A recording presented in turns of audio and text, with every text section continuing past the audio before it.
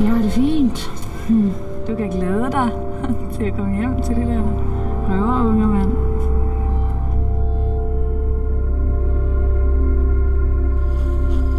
Jeg ved godt, at I går mange patruljer for tiden. At jeg trækker hårdt på jer. Men det er simpelthen fordi, at vi har momentum i øjeblikket. Hvornår går far hjem? Han kommer om 3 måneder. Det er ikke så længe.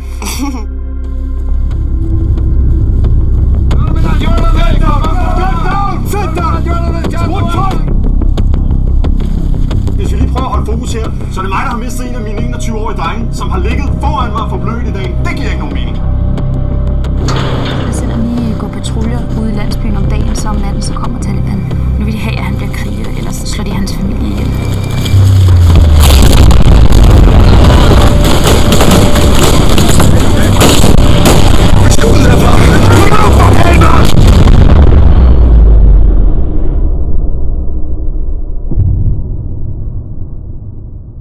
Observerede du fjendtlig aktivitet i Compound 6? Jeg får en melding om, at fjenden befinder sig derinde, og det er det, jeg reagerer på. Ved du også, at der er kvinder og børn?